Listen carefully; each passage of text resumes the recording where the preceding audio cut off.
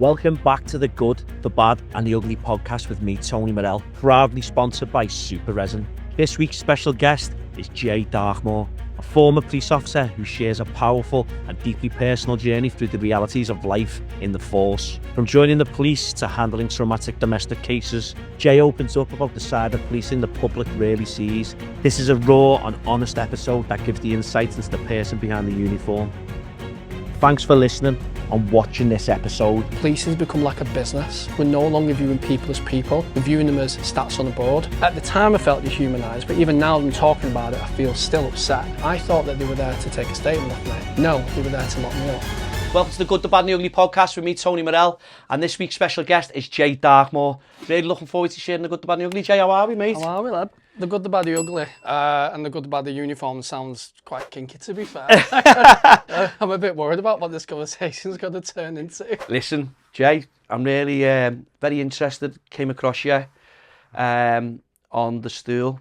Going to give them a shout out because that's where I would come across you, and explain to me who you was and stuff. And I reached out to you, and straight away you agreed to come on. And I find your story very interesting. You know, you served in the police for just under 10 years, I believe. Some of the stuff that you witnessed, some of the stuff that, you've seen, and basically corruption and statistics ticking and stuff like that. But also, I want to get to know, or we want to get to know who Darkmoore is. So, listen, I just want to really get into it. Where you're from, where you grew up, family life and school life was like. Big question. So I was born in Salford, and then I lived in Salford for a few years. And we lived on, it was like a really steep road, and there's a funny story actually. Now, my granddad is dead now, but he was like they used to call him Fagin, like as if from Oliver Twist. Yeah. Because anyway, he'd nick the, he'd nick your fucking shoes off your feet, like, because great guy, just nail everything down when you're around him. So anyway, he actually used to have long black hair, and when he started going bald, he had a shoe polish and used to fucking do his hair with like shoe polish and stuff. But apparently that was a thing back then. But anyway, great guy, and we lived on a really steep road, and there's a story of my cousin, and she was her bike like handles were coming a bit loose. So what my granddad did in all his wisdom was he tightened them up. Good granddad looking after his grandkid and stuff. Except for this time when she was riding down the street, the fucking handlebars came. So she ended up going absolutely flying.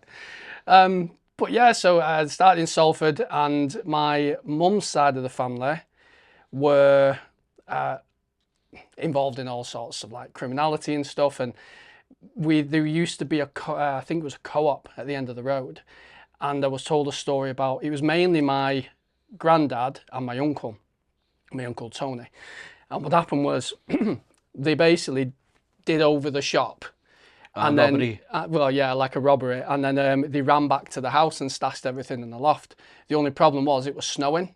So when the police turned up, they literally just followed the footsteps in the snow back to the house. And then, I don't know what happened, but my mum said the house got raided quite a few times when they were younger.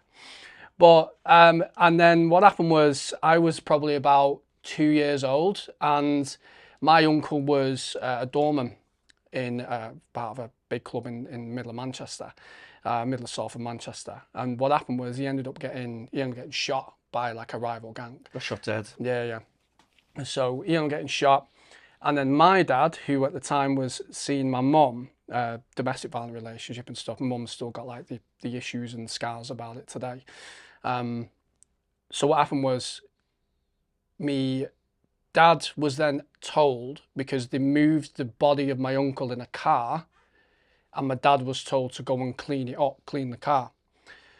However, unfortunately, he did a bad job. Didn't clean it up properly. And he ended up catching the bloke who shot my uncle. He's actually out of prison now. I think he got 20 odd years. So as a result of that, my dad had then like a fucking hit on him and all the rest of it. So he ended up fleeing to Kent, fled down south, and I never saw him again. I spoke to him twice on the phone, since then. So he ended up fleeing, and then what happened was, the police were then involved with the family, and you would never get this now, but the police officer involved with the family ended up starting a relationship with my mum. Because he says he was kept on the case too long on whatever reason, but anyway. Something bit like blossom between them. Yeah. He ended up becoming my my stepdad, and he's the father to my brother. So it just wouldn't happen now. But yeah, that's it in a nutshell. My tumultuous childhood in relation to that part of it. But I'm actually quite happy that that happened, because from like a criminal family and a lot of poverty and stuff like that, I could have very differently gone another way. Could have went down the wrong path, you mean? Absolutely. And there's been a few instances where that could have happened. And I was speaking to my girlfriend the other day, actually, and she said, like, she just turned around to me when I was on about going to this podcast and looking at how the book was doing and everything else. And she turned around to me and said, I'm so fucking proud of you. I'm like, why? She said, because you, from everything what's happened with you as a kid and as an adult, you could have gone so many different ways. There's so many times in your life when you're at that crossroads, and half the time you don't even realise you're at a crossroads. You think it's normal? Exactly, until you look at it retrospectively. And she said, like, so proud of you from where you could have gone to where you are now. Because my mum's side of the family, I don't really speak to them, other than one or two. And they're all involved in drugs. They're all involved in criminality. They're all involved in all sorts. So, yeah, mum's side of the family. Father was a heroin addict who, like I said... Did he turn to heroin after that, do you think? He was I believe it was speed was his drug of choice. Started on the whiz and not the speed, Started on the whiz, yeah. And then he fucked off, never saw him again. But as a result of him, I've got like an amazing auntie on my dad's side of the family. Now she's like 60 odd years old, and we ran a marathon together like last year. She's absolutely bionic. Auntie Jane, if you're watching this, love you to pieces. But yeah, and she's like a massive cheerleader of mine. And honestly, I could fuck my entire life in. I could fuck my entire life up, and she'd still be there going. She'd still back, yeah. Well done, lad. You fucked that up really well. Good on you. so you need people like that just cheerleading you. But yeah, Tony, in a nutshell, that's the your childhood. start of my childhood. Your childhood. So when you're obviously all that's going on around you, your family's up to no good, and like you say, organised crime and stuff like that. And I think when you're young and like you say, you're growing up in poverty and all that, it's the norm. Mm-hmm. Many young kids on a council estate, who grew up and they've had nothing. But when criminality comes into it, there's not an eyelid, not battered, you know what I mean? Mm. It's just like you crack on. But then to realise, like, your dad's gone, and then, someone else has come into your life. Mm-hmm. But, how did you think life was going to pan out when you sort of could understand life, where you were at? Obviously, I know you were only very young when your uncle was shot dead and your dad's got on his toes and stuff. Where was you at in life when you're thinking, fucking hell, is this the norm or? Well, when I was younger, because the copper who then, because of my stepdad, we ended up moving away from all that, which was quite good. So I didn't really experience a lot of it. You wasn't around at all? Not particularly, no. Because he kind of helped us and shielded us away from it.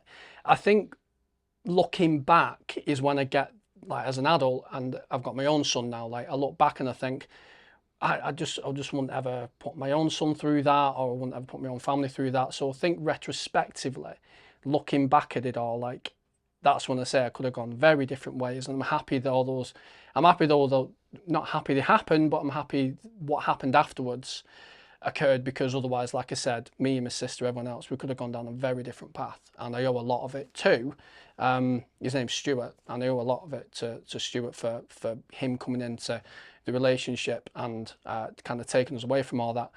But I mean, fucking hell, like, there was loads of shit that happened with that. So they were together, my mum and Stuart were together for about 9 years. And I'd say it was about 11. And then what happened was my mum ended up getting him into quite a lot of debt. I want to say quite a lot of debt. I mean, she had like 26 cars in the space of a year, like a year, 2 years. It was funny, actually. Like, I'd get dropped off at my friend's house in one car, and she'd literally pick me up in a brand new one, in a completely different car. And there was stuff like, when that relationship started dissolving, Stuart really was infatuated with my mum. So he took it really hard. And then the family breaking down was difficult because What age was you at then? I was about 11, 10, 11. So then this guy who I've grown up knowing he's my dad, he's my father figure, because obviously my dad disappeared. Suddenly I've got all these kinds of issues going on because Stuart was very angry. He was saying things which he probably shouldn't have said about my mum. My mum was saying the same sort of thing. I'm in the car listening to arguments between them both, stuff I shouldn't really be listening to. And it just all went to pot, really. It was like somebody had thrown a grenade into this perfectly happy family and then they exploded. And a memory came back the other day, actually, when I went off to visit my mum because I didn't want to leave him because that was where all my friends were and everything else. My mum had since met someone else and moved away to another town. And I ended up going back home one day to where Stuart lived, and I walked into my bedroom and all my stuff had been taken out. But in the process of doing that, my mum's new partner, they'd absolutely trashed my room, like for no reason whatsoever. They'd absolutely destroyed it. And I remember sitting down, picking up like this little toy what I had, like 11, 12 years old, picking up this toy and just looking at the absolute desecration of my safe space around me. I'm just thinking, like, why on earth why are they kind of punishing me as a result of their relationship breaking down? And I remember coming home one day from school, I must have been about, again, 10, 11 years old, something like that. And there were 2 police officers in my back garden. And I was like, well, what on earth is this? So there was like a little plastic cricket bat. So I remember walking out with this plastic fucking cricket bat thinking, I'm gonna, like, what's going on here? And these 2 coppers turned around and I can't remember what happened. I think they just kind of left me in the house. And it's because Stuart, because the relationship with my mum breaking down, he was on the train track ready to essentially top himself. Take his own life. Yeah. And my mum had to go to the train station. Just try and speak to him. Convince him to get off the train tracks. When I think back to that time in my life, like, there's a lot of bits missing in a sense of it's kind of like it's blacked out or it's very fragmented, but there's those key things in there what I can't remember. So from being a young kid, everything was generally fine up until hitting about age, 10, 11. And then it all just kind of went to chaos then. Because then what would also happen was my mum was with this new guy, and they were living in a pub at the time because my auntie owned a pub. So what would happen was I would go and we'd visit, and we'd have to basically stay upstairs in this pub because they were saying, oh, the police might come, you can't be downstairs. Can't have kids in the pub and all that. Exactly. When in reality it was kind of like, well, you're downstairs with your new partner. I can hear all the fun you're having, and I'm upstairs, like, sleeping on, I want to say sleeping on the floor. I kind of remember sleeping on the floor. I remember the feeling of like the hard flooring underneath me in like a sleeping bag. So it's like, right, well, you're downstairs with your new partner. I don't live here. I'm sleeping on the floor. What the fuck's going on? And yeah, there was a lot of nasty shit what happened. And there was one time actually when I was probably about 14 and I was into me rock, me metal music and everything else. And I used to have really long black hair.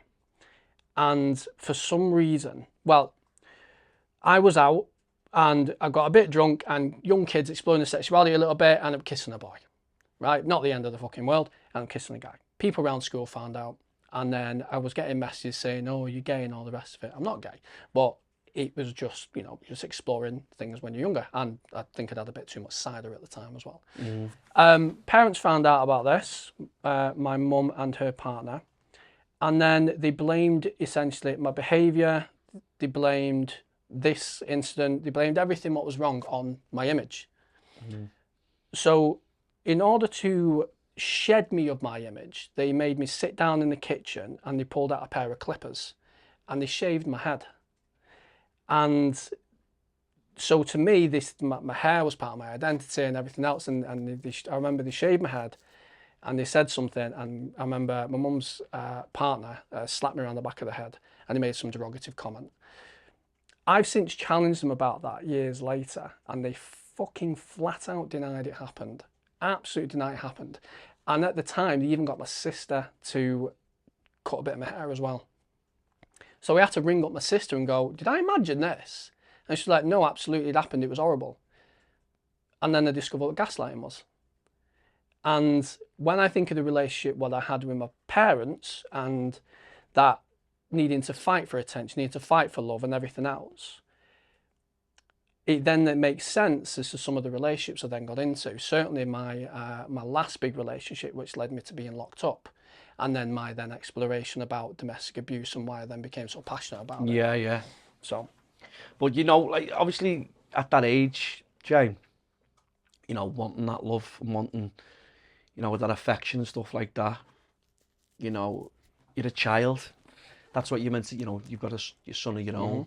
You know, and I've kids myself, and it's a love that you'll never, you know, you can never understand. It's like you give everything, but when you don't get it when you're a child yourself, it absolutely breaks your heart. And even having to go through that, you know, you're saying like, you know, they took a pair of clippers to your hair, and you know, it's your identity, and you're a young lad. You're just finding your way in life. Do you know what I mean? And then, you know, how did that make you feel when, like, you know, your mum and your stepdad or whatever, you know, or you want to call them that, done that to you? You know, how did that make you, you know? Dehumanized, absolutely dehumanized. Because as well as that happening, then I had to go back into school with a shaved head, and I'd recently my hair dyed as well. So I basically had like a fucking matchstick, like a burnt-out matchstick, because I was tall, skinny, with a fucking like tarmac on my head, like it had just been cut. So I walked in, and then Don't mean to laugh, but when you describe it like that, it's a kid at school with some little arsehole said, "Oh, you're like a matchstick," and it kind of stuck. And that's it. Everyone in school that's it. But then you get people coming over to you then, because Chinese whispers and all the rest of people going, "Oh, what's this about? Your parents doing this, and have they burnt your clothes and shit like that?" Fucking yeah, Chinese whispers, yeah. And there was another occasion actually where again they blamed everything on my image. Never mind the you know, teenage hormones, the chaos which was happening at home, and all the rest of it. None of that really mattered, because that might insinuate some kind of fault or blame on them. Yeah, they don't want to take the responsibility for why. Absolutely. And then what happened was I'd get kids coming over to me saying all this sort of stuff. And then, sorry, my mind's gone blank. I'm trying to think. Oh, yeah, that was it. There was other occasions where they would say, okay, well, you've misbehaved or whatever. We're now going to, you can't wear those clothes anymore. You can't wear your Slipknot hoodie or your baggy jeans. You now have to wear a tracksuit. So again, it's stripping you of that identity. It's wear this tracksuit, wear this, because these are the clothes we like, because we don't agree with your image, because we believe that you liking this music and you being into this subculture is the issue for all your behaviour. So again, we'll strip away that identity of yours, and we won't allow you to have it. So then it became a privilege to try and actually express myself and be who I am, for as long as, you know, they were happy with that. So all the way through my childhood, certainly with my mum and my now stepfather, it was a lot of, you get love and attention as long as you're good. If you do what we want, we will allow you to be who you are. We will treat you properly. And they would absolutely deny any of this ever happened, and that's the most infuriating part. So at the time I felt dehumanized, but even now I'm talking about it, I feel still upset. I can see it in your eyes. I feel still upset and still feel angry, because not only because what happened, but the lack of accountability, the lack of saying, you know what, it was a shit time, we did wrong, we're sorry. Never been any kind of reconciliation. Do you know when you say that, Jay? I can see it in your eyes. When you started speaking about it, I can look and I could see it in your eyes, and I thought, you know, what would you get out of coming on here, you know, opening up to make some fabrication up? It just doesn't make fucking any sense at all. And to be a kid, you know, at the time, and then you're going through secondary school, senior school, you're finding, you know, your hormones and this, that, and the other, and you're finding yourself in life, and then when you're not getting that love and affection and from your mum and your stepdad and stuff like that, and you're feeling what am I, who do I go to for love and, a hug or whatever and stuff like that. But then when you're sort of being, like, label this kid who's wrong or whatever, you wasn't wrong by any means. And certainly having a kid myself, like, I wouldn't ever dream of, no matter how upset I got at my son, I wouldn't ever do that. And I actually had a conversation with my mum recently because when I was living back with Stuart, the police officer, because of the amount of debt my mum got him in, he was rarely home because he had like 4 jobs. So he'd be working in the control, he's since retired from frontline policing. So then he would be working in a control room. Then he would be going doing like a delivery job. Then he would be doing wills and like solicitor stuff, like, because he was obviously good at writing statements and stuff. Yeah. So he was out the house a lot. So I'm 11, 12 years old, basically raising myself sometimes. Sometimes there's no food in the house. Sometimes I'd go to get some milk, but he couldn't afford the fridge because he had no fucking money. The milk would be off, and I just spent a lot of my time around that time in my life, just very isolated and very alone. And recently, I got up quite early to go to the gym, which meant my son just had to get himself up and go to school. He's very independent. He knows what to do. My phone was there. He could ring me. Everything was fine.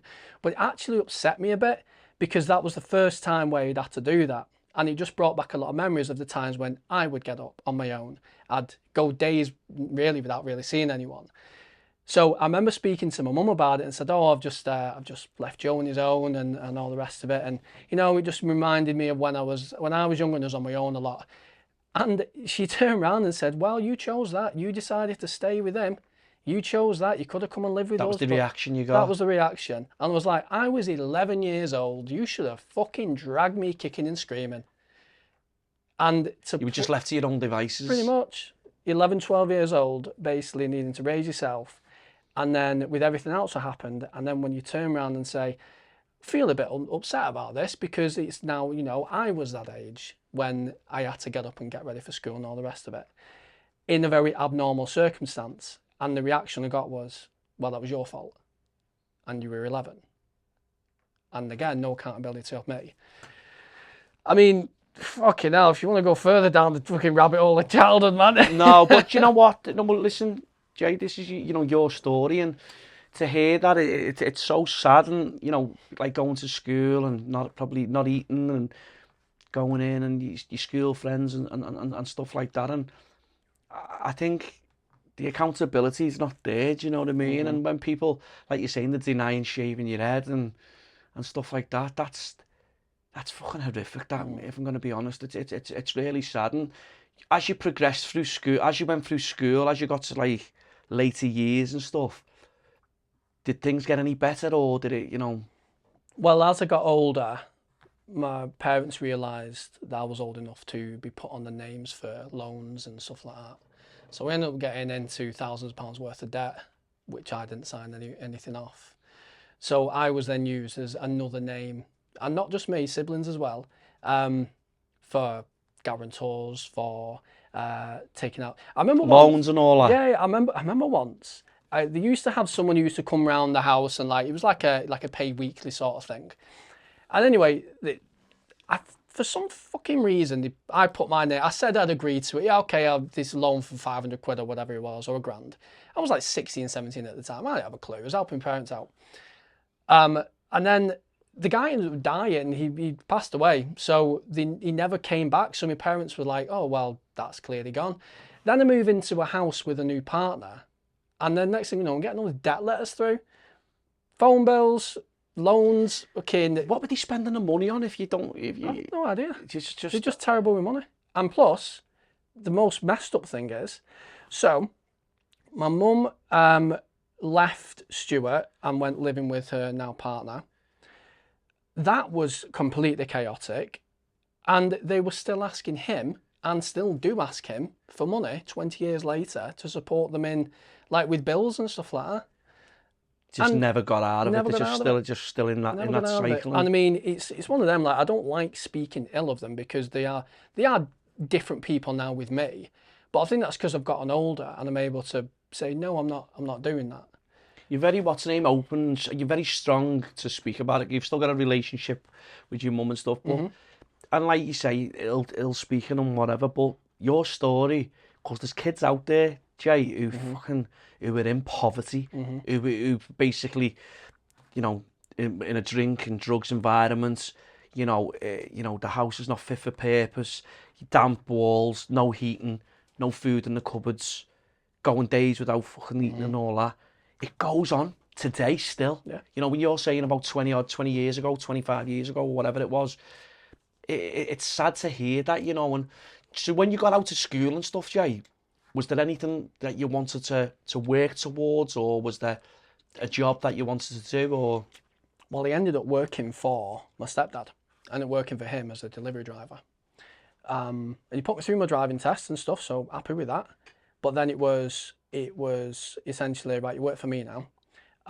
You will work every hour God sends, and I'll pay you about £200 a week. By the way, all your bills are in my name. Your rent, because I live with my sister, your rent, your phone bill, your motorbike insurance, everything.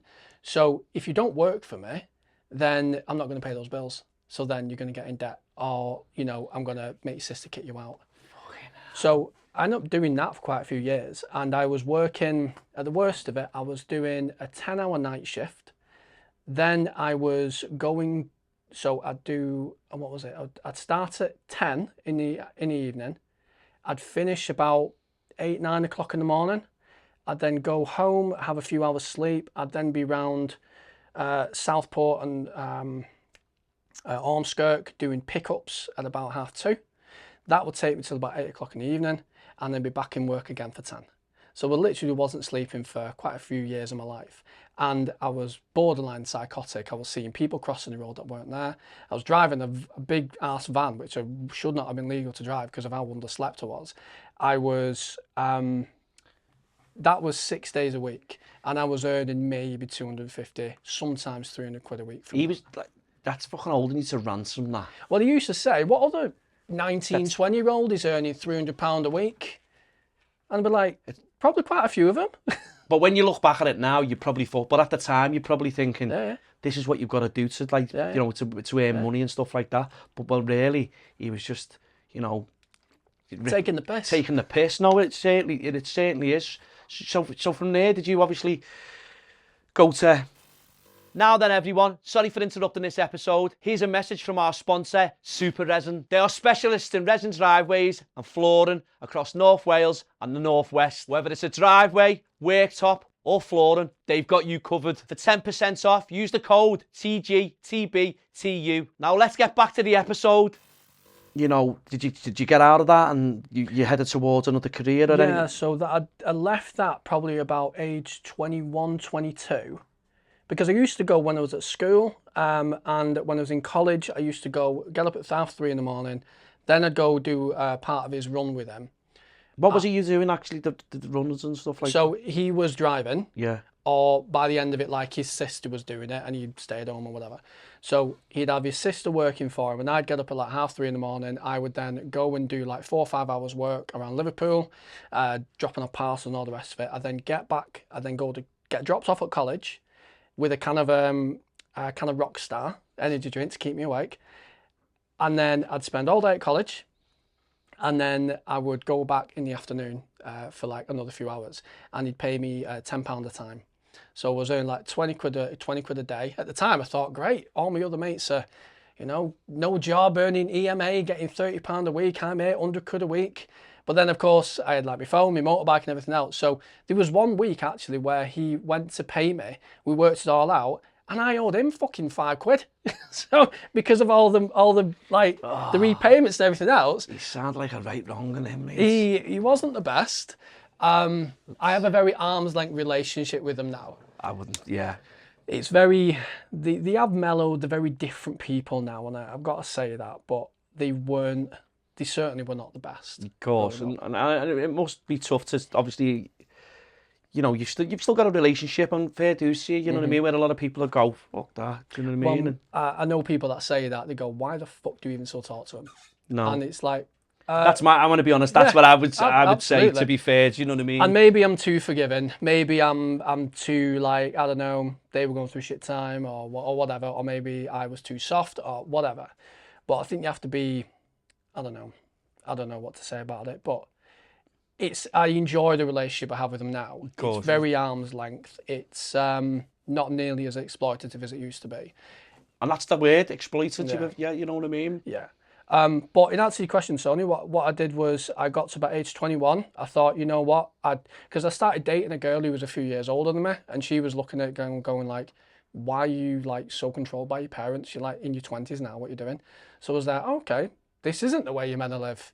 There is another way to make a living here. Another way. There's another world out there. She was from the Wirral, and she was a cracking girl actually. He didn't work out obviously, but no, she was lovely. And we were living in Warrington at the time. So eventually over time I managed to just like get different bills back in my name and start building up a credit report again and paying off this fucking debt I'd got in. So I ended up then leaving that. I then worked for Sky in a call centre, did that for about 6 weeks, got sacked because I told a customer to fuck off. In fairness, I thought I'd muted him because the bloke next to me used to do it. And he used to be like, oh, this guy's a fucking arsehole, and mute him and basically swear at the customer. Obviously not allowed, as I found out. Because I started picking that up. I thought it was dead funny, go away to let off steam and stuff like that. So then I ended up doing it. But you hadn't muted it. I fucking muted him. So this guy's a fucking arsehole. And I went to mute him, and unmute him, and I clocked. And it was still on? I'm not muted. So put the answer back on. What did you say? He literally, he just went, what did you say to me? And I'm there shitting myself like, oh no, I've only been in this job like 4 weeks, what's going on? and then the guy is like, these calls are recorded, so just confirm, did you or did you not just tell me to fuck off? And I went, I'll get my manager. So manager comes on, she's like, I'm so sorry. But then the annoying thing is, he then dropped the complaint because the manager was so lovely, but then because of the call quality, what they have in place, I got sacked anyway. Like, you arseholes. But that was actually worked out for the best because then I worked in care, worked as a carer for autistic kids, did that for about 2 years, 18 months, 2 years. Now that's a job. Carers do not get paid enough. Yeah, we've had a couple of fucking hard job. That's a major. You don't get paid enough for, you know what I mean. Don't get paid enough. Don't get treated with the respect they need. Great job. Really good job, but a tough job. And it was when I was still working for my stepdad, I joined the volunteer police, and I was just getting into it and stuff. And then I managed to complete the training, and then I left, went in care, started working in care and stuff, and then I left care work to then join the police. 23 was when you joined the police. About that, yeah. Yeah. You chose to become a police officer. You know, what was the the day on the job really like? What the public doesn't see. What the public don't see is all the shit you deal with on a day-to-day basis. So, for example, I didn't realise if you got locked up and then you said, oh, well, I'm being remanded. Okay, well, funny enough, I remembered I swallowed loads of drugs and I think the bags burst, so I need to go to the hospital.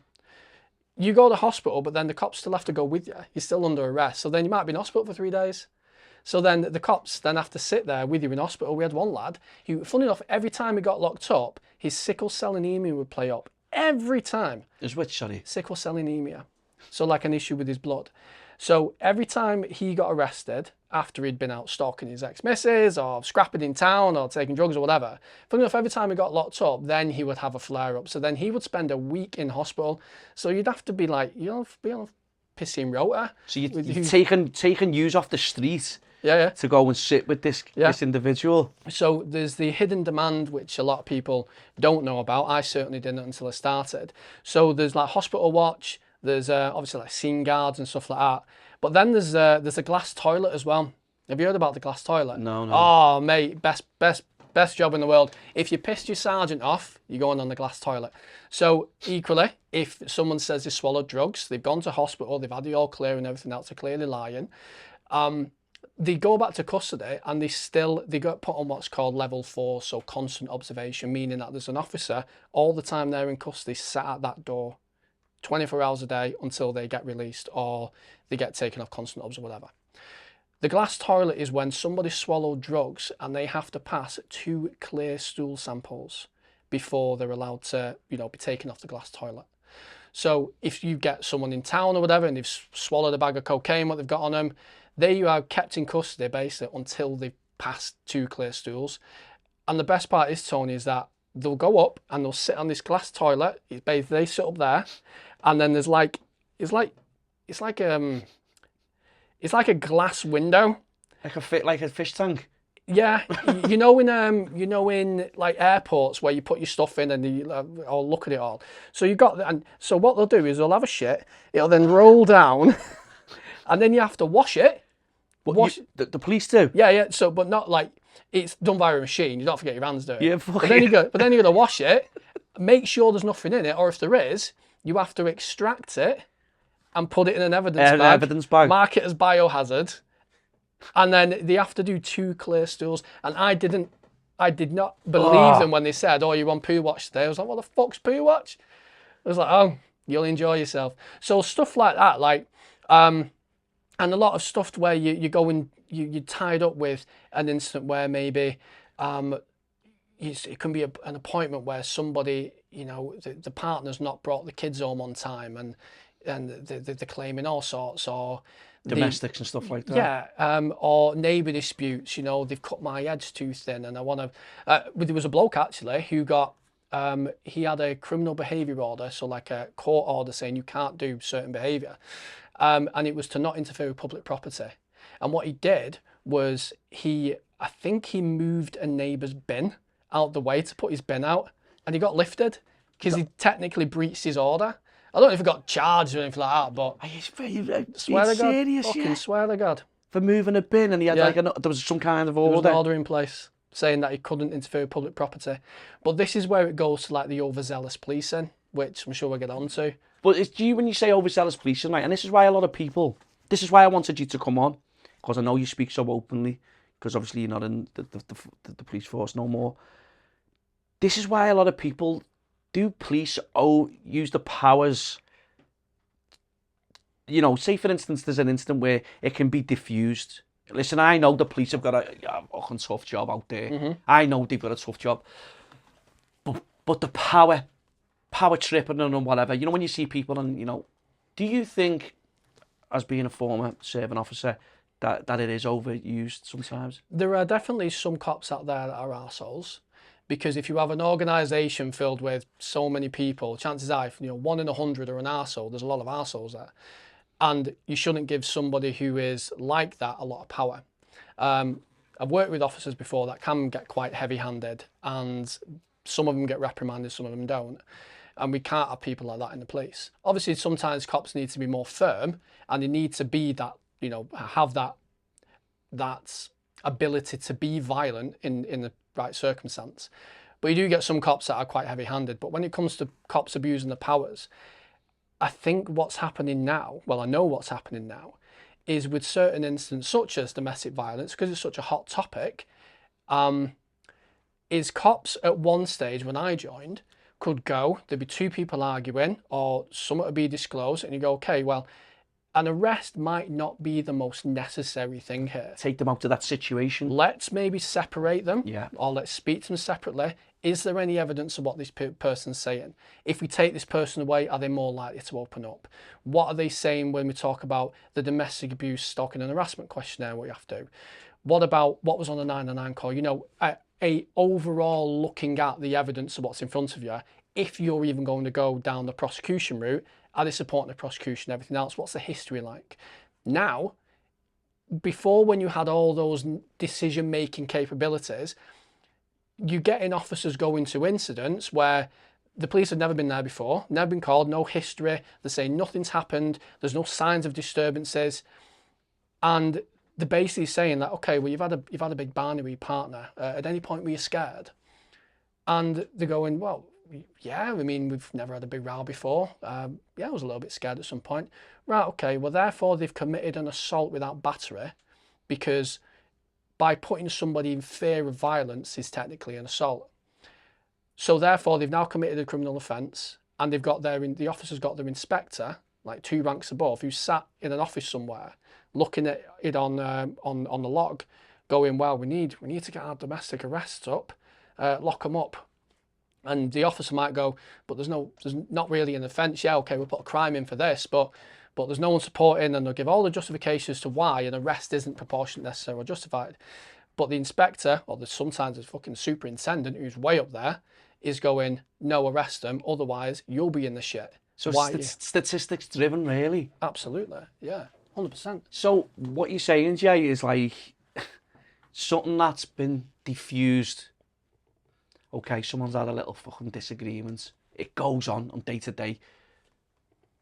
But these superintendents or chief inspector, because they want the fucking statistics. So what you're basically saying, right, we need to get our statistics up and nick them or whatever. That's exactly what I'm saying. Oh my God. Yeah.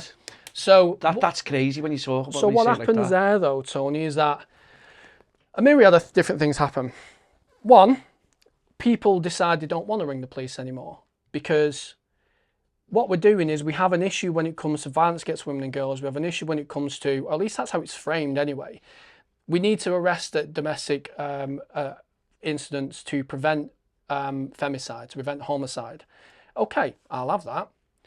But that's the problem you're trying to crack, and you're hitting it with a sledgehammer. So therefore, any domestic, which seems to happen, is resulting in an arrest, whether it's the right thing to do or not. Because say if, I don't know, take Joe Bloggs, for example. Joe Bloggs and his missus have just had a newborn baby. The newborn baby's not sleeping very well. There's a lot of stress in that house. Joe Bloggs is the only breadwinner in that home. He works 9 to 5 or whatever. He's the sole breadwinner and, source of income for the house. Tensions get a bit too much. An argument erupts. The neighbour rings the police. Not even the 2 people. The neighbour rings the police. Cops turn up. No history of domestic call-outs there before. Neither one of them's got a criminal record, not no PNC. It's an ordinary Barney which has just gone pop. Cops go there, and the inspector or whoever is going, well, someone needs to come in. You're at a domestic incident. So then they lock up the bloke normally. So the bloke gets locked up.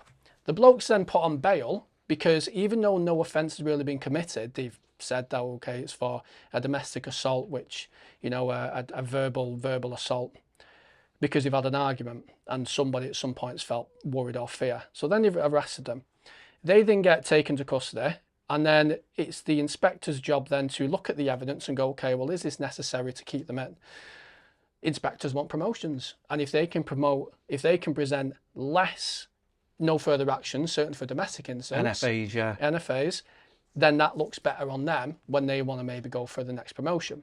Or at least it saves the superintendent and their people above them from getting on at them going, well, why have you NFA'd this job when it's a DA incident?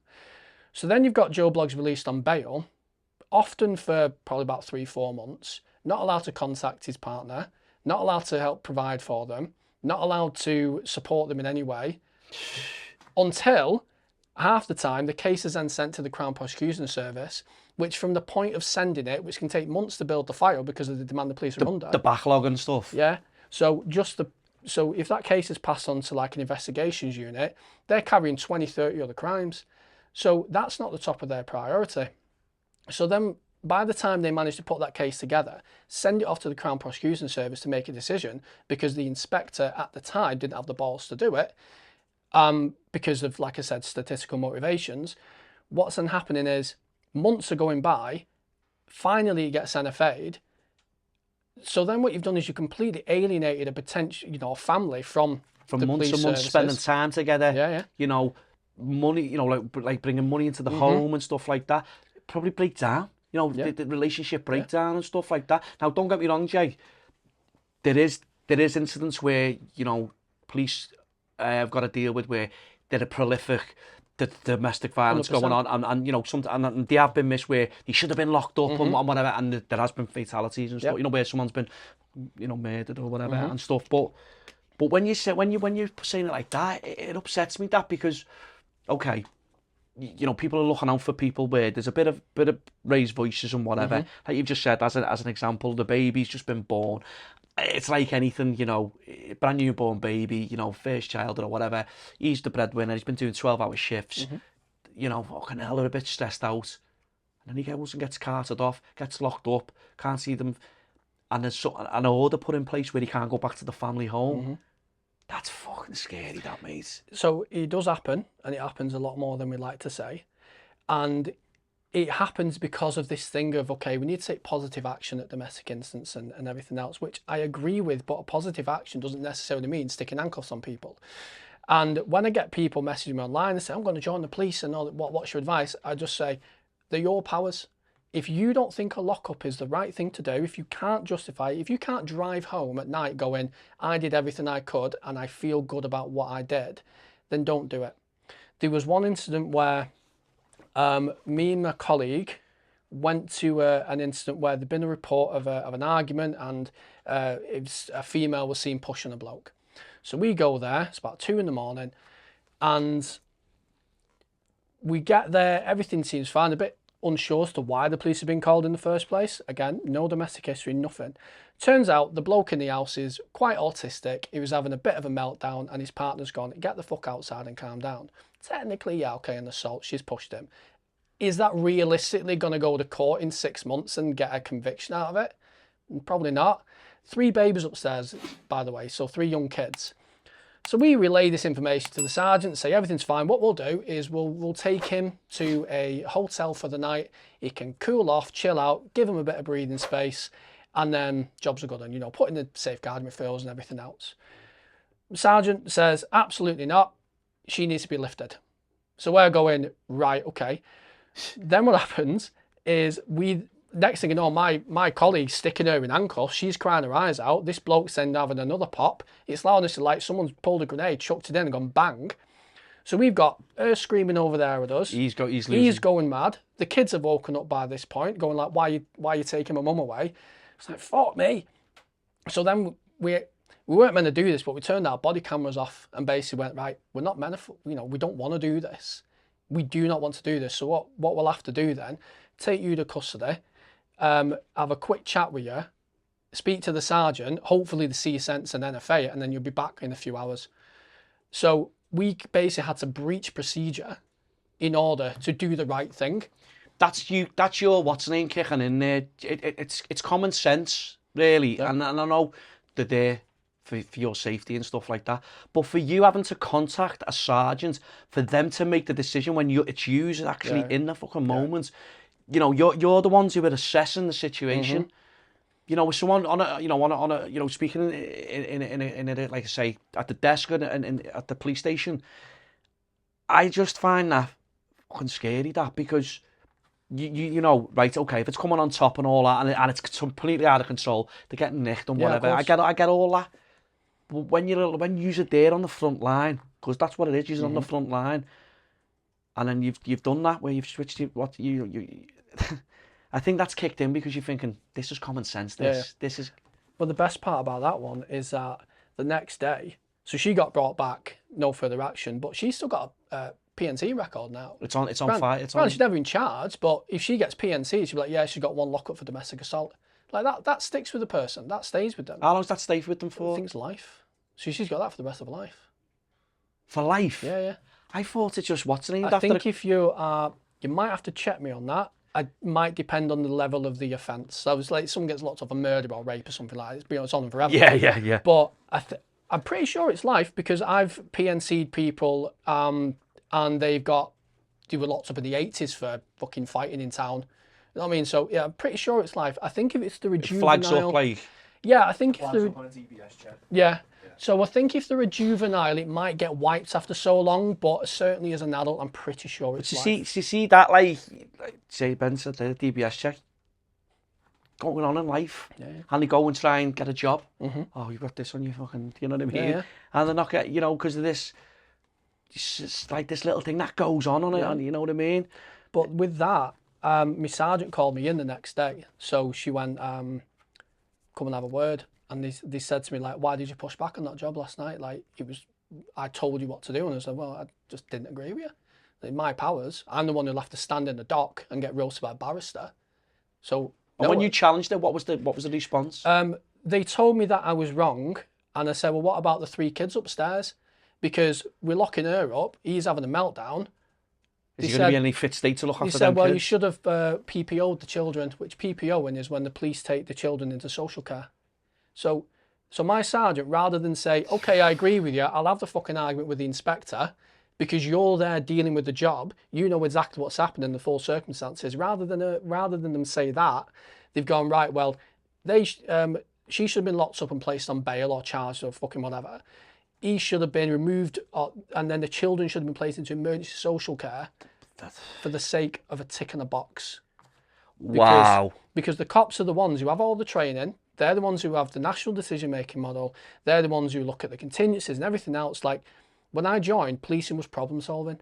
And you could go to a job, and too right, mate, sometimes you turn up and go, well, he's fucking clearly coming in, or she's getting lifted, or whatever. And this fucking sexism as well, man, when it comes to DA. So much sexism when it comes to domestic violence. Like, I got lifted. You yourself, yeah. I got locked up because my abusive girlfriend at the time assaulted me quite viciously. I hit her back to get her to stop. I then rang the police, 999, and said, my girlfriend's just assaulted me. She's still here. I'm bleeding.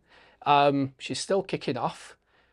And I've had to hit her back to get her to stop. Can you come and help me? They went, right, okay, what's she doing now? I said, well, she's still here. She's calmed down a bit. And the investigating officer afterwards even said, you could still hear her screaming at me on the call. So I went, yeah, you know, you just come and get it removed and whatever. Yeah. And they went, oh, well, she's calmed down a bit, so we're not coming. I was like, sorry, what? Like, I'm saying I'm a victim of domestic assault. She's still here kicking off, and you're not coming. I went, yeah. Now, if it was the other way around, they'd have broke down that door.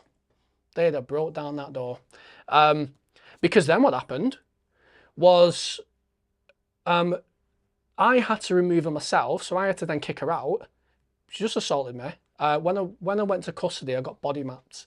So body mapping is when, like, you'll speak to the custody nurse and you'd go over like your bruises and everything else. I had fucking head to toe bruises. I had a bust lip, I had a bust nose, I had a slight black eye, I had claw marks on my face. My ear was ripped from where she'd gone at me. I had 15 injuries from head to toe.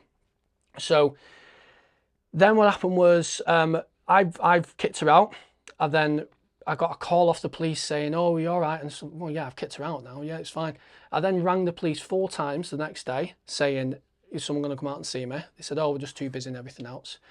I then go to work. So I was still working in the police. I then went to work the next day. So this is about 36 hours later. It was around COVID at the time, so I had a mask on, thankfully, because my face was shredded up. I then got a call off the police saying, we're going to come and see you now. Are you home? And I said, no, I'm at work. I'll be back home about 6. Right, okay, no problem. I was then due to leave at 4. My sergeant went, you need to hang on here. Your inspector wants to speak to you. So I'm like, right, okay. It's a bit, fuck have I done, like? Yeah. So then I go. So they knew what had happened because I rang the station after it happened and said there's been an incident, all the rest of it. So I was essentially like checked in on and said, right, you're not going out today, have a minute and stuff like that. Turns out the police were there. I thought that they were there to take a statement off me. No, they were there to lock me up because she'd rang up and said my partner assaulted me. So then I got locked up, spent 12 hours in a cell, spoke to our federation, had a solicitor and all the rest of it, was released on bail. 2 months of my life, essentially staring down the barrel of a gun, thinking, I'm going to have a job. Social services now involved because of a domestic incident. So they're now speaking to my, talking to my kids' school and everything else. Is everyone going to think I'm a woman beater? My ex-missus put on a Facebook status saying my fucking ex-boyfriend hit me and all the rest of it. I'm getting messages for her mates, stuff like that, calling me all sorts. So I'm thinking, what the hell is going to happen to me here? Anyway, you'd all got NFA'd and all the rest of it. And if she'd have rang the police that night, they'd have turned up. And I'm not just speaking from anecdotal evidence either, because I've seen cases like that where the blokes rang the police. There was one in particular. Bloke rang the police. He's fled his house. You can see on the Ring doorbell. He runs out. He rings the police. He's got his top ripped. He's cut. He's bleeding. He's going, my girlfriend's pissed. She's just gone sick at me. Basically, she's attacked him and that. Yeah. Police turn up. They go in the house. He's drunk, starts crying, and says, "Yeah, well, he's hit me, and he's controlling and everything else." So he got lifted. So all the evidence will suggest he's the victim, but she made a counter allegation and the police took her side and arrested him for whatever reason. And then in custody, he said, she always does this because when I try to leave the relationship, she makes allegations against me and then I get arrested. And this is exactly what's happened today. So the police are also used as a form of abuse from abusive partners, because if you try to leave me, I'm going to tell the police that you've done something against me. There was an incident where a lady was victim of serious domestic abuse where she'd been strangled repeatedly. She fled the relationship with the children. The abuser rang the police and said, she's assaulted me. The police have then gone and arrested her based off this allegation because the offender knew. And because the kids and stuff as well, she took the kids. Yeah, because the offender knew that if I make this phone call, they're going to go and punish her for me, essentially. So because of this blanket policy to do with statistics, not only are we alienating people who, you know, everyday people who've just had a ban, it's gone out of control. So that might be their only ever interaction with the police before or after that event, but it's certainly not a good one. So not only are we alienating victims of abuse, we're also, the police are being used as a tool as an extension of abuse.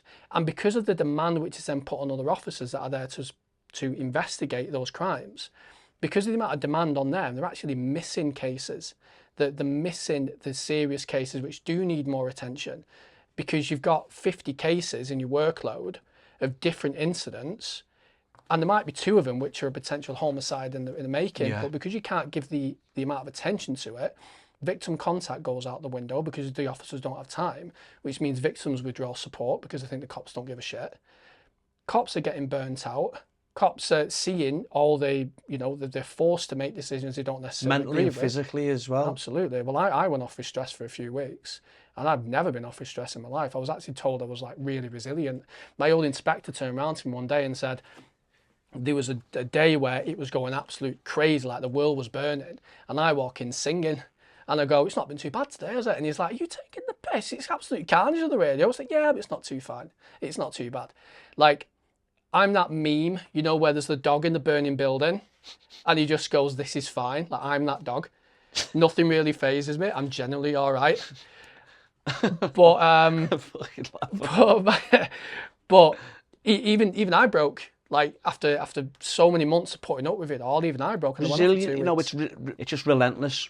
Yeah. You know, hiya everyone, sorry to interrupt this episode, but here's a quick one from me. If you're enjoying the podcast and you enjoy what we're doing, you can now buy us a coffee. It's a simple way to keep those stories coming. No subscription, just that one-off bit of support. The link's in the description. Now back to the episode. Being an officer, a police officer, for yourself and many others out there, I can't imagine, you know, the job that you had to do and like others have to do. And just speaking about like domestic violence and stuff like that, but like you're saying, you know, there's so many crimes that go on out there, and you must be like you say, like the dog in the building. But you know, you sort of you get on with it, and is that what sort of put into you? You know, that's you just like it's because to me it sounds like you've got to be a robot. You just sort of go on, get out there, just do what you've got to do, but you break, you know, mentally, physically. You know, and I just think emergency workers, police, ambulance, fire brigade, obviously all do unbelievable jobs.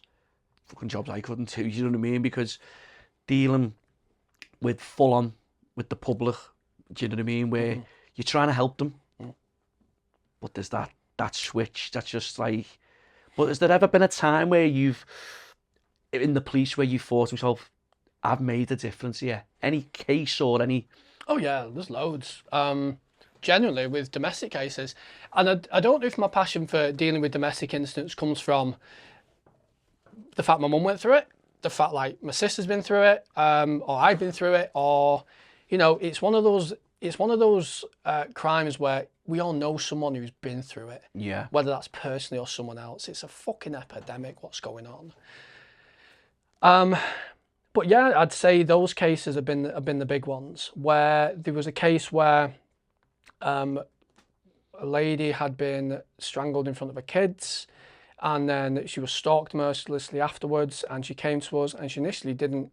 She didn't raise the initial complaint. Basically, she was in a refuge and she'd mentioned it to the refuge workers. So then they sent the They have a thing through duty to of me. care, don't they? So they'd send it through to us, and it landed on my desk. And I ended up getting the lady in, terrified, absolutely terrified of just even opening up about what had gone on. And she didn't want to make a statement, but I was basically taking notes of what she was saying. And she was like, I don't want to go any further with that. I was all right, okay. Well, because you've told me basically what he's done, he's going to have to get lifted. So we went and locked him up, and he went no comment on everything else. And honestly, butter would not melt. And you tend to find this with serious domestic abusers when they go to custody. They tend to be in two categories. Either they're everyone's best friend, so they're like a chameleon, like everyone's best friend. Yes sir, no sir, okay, or really meek and mild, or like very friendly. And you'd be thinking, he's not done what she's saying he's done. Or they're incredibly controlling when they go there. They're demanding everything. They're always on the buzzer. They want to know when the interview is, how far is the solicitor off, what time is it, can they have a shower, it's like total Demand. try and control the thing, yeah. Or they'll say like, I'm going to kill myself, so someone's got to sit at the door, because they're trying to control that situation because they can't let go of it. This guy fell into the first category. Butter wouldn't melt. And then you see the lady who was reporting, she was dishevelled, she had alcohol issues, she was in like a really bad place. On every bloody anti-depression and anxiety medication going. So on the face of it, when you look at it, you think, well, he's got his shit together. She's the one who's a bit of a problem. But because I knew kind of the signs to look out for, I'm like, well, she's like that because of what he's done. And he's clearly fucking pretending. So anyway, we end up getting her in for a second interview, and the CID really helps because they managed to do a video interview with her, and she opened up loads about different stuff. And this all happened actually a couple of years prior, so it wasn't fresh, but he was still stalking her, like messaging her all the time, turning up beside her house and stuff. So she was living in absolute hell because she just couldn't get away from this guy. So then what I did was I interviewed her mum, her sister, her friends, her old work. Like when you're looking at a serious domestic incident, generally they'll say, oh, everything's happened, they'll go, they're making it up. So you really have to look outwards. It's like a ripple effect. So everything leaves a trace. So she's saying that she didn't go to work very much. Okay, well, let's speak to her work. She didn't speak to her friends and family very much. So let's speak to them. When did she start on the medication? When did her weight suddenly increase? When did she start drinking? Why has all this stuff happened? And he ended up getting convicted. Now, this is another thing. Everything he did, he'd drugged her, he'd fucking sexually assaulted her, he'd beat her, he'd strangled her, he'd done all sorts of shit and stalked her afterwards. Suspended sentence, walked free from prison. And then there's people who post shit on Twitter and go down for years. And it's like, and I was chatting to a barrister today actually for the research for the second book, and he quite openly said about that disparity. He said like the justice system's broken because we are essentially ignoring real crime. Yeah, yeah. And cases such as cases of sexual assault, a serious sexual assault, because of how long they take to get to court, 6-7 years sometimes, a lot of the time the victims moved on with their life. They don't want this looming over their head anymore. So they withdraw support. But that's a bit of a segue. But yeah, she was even though it was a suspended sentence, she wrote a really nice like letter into the police and said like, this officer was amazing, really, really helped me. And, you know, just the fact I've been listened to and I've been believed, here's a credit to the police force. And I had a few like that. I mean, I got 1 or 2 odd complaints, but I definitely got a lot more positive feedback from people. But just getting that, Jay, you're doing your job correctly. Absolutely. So, you know, I say this, you know, whatever job you do, you give it 100%, and you can't go wrong. If you give it 100%, you know, you've give everything. And when you're getting, you're getting a thank you, basically, for what that woman's obviously gone through is absolutely horrific. And when you're saying you've got a suspended sentence, and you've just hit it on the head there when people are posting something on social media and they're getting 27 months when you've got wrong-uns, messaging kids, abusing kids, you know, and they're getting smacked hands. Yeah. You get, you know, and what you're saying about the, you know, I know you wanted to, that's what I was going to ask you a little bit later on, but did you saying about the justice system? you know, it's going to take X amount of time to get there.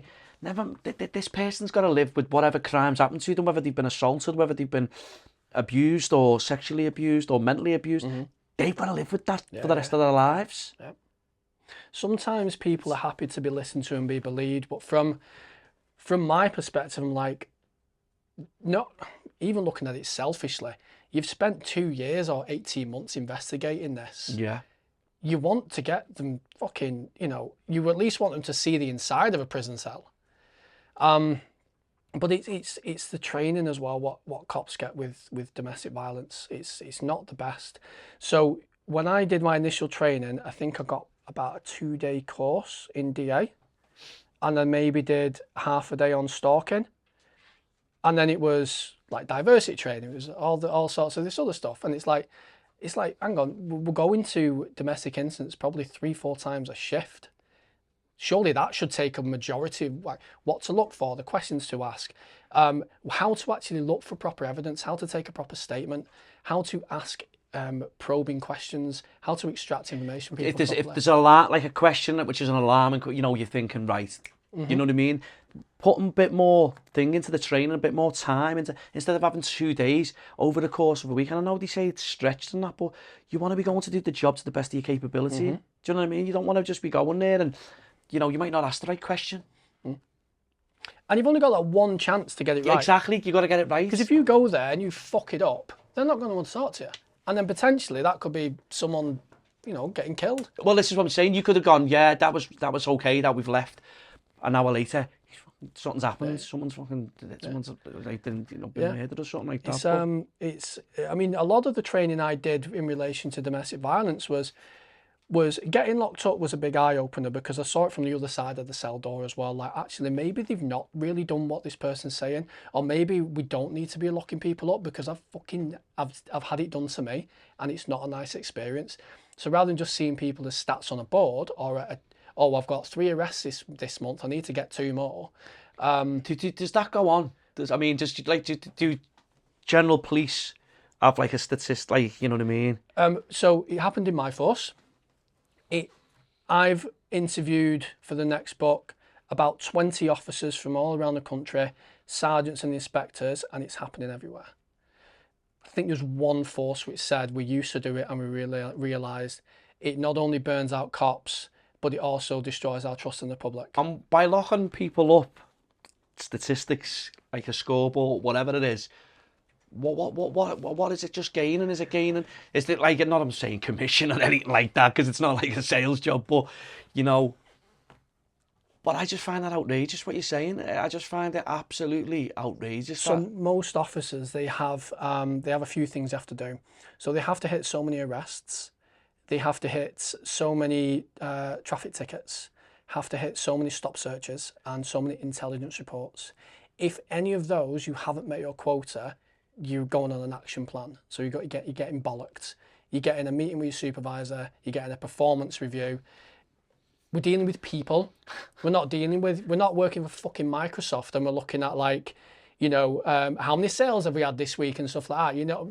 But this is when I'm talking about policing has become like a business. It's become a thing about stats. We're no longer viewing people as people. We're viewing them as stats on a board. And it's terrifying, because the police might be called to your address for whatever reason, done nothing wrong. Next thing you know, you're going away in a pair of handcuffs. For what? Not because you've necessarily done anything wrong, but because that officer is down in his arrest that week. And there are some officers which do push back and they go, no, I'm not doing it. I'm not locking up this person. And you can bollock me all you want. It's not the right thing to do. But then the younger in service officers who are fresh in, the fresh meat, aren't they? They want to impress. They've only known this way of working. But why does an officer need so much training in decision making and looking at safeguard and risk management and your Thrive assessment and everything else? Why does an officer need all that when it's just a case of, did they say this? Yes, arrest. It's like a flow chart.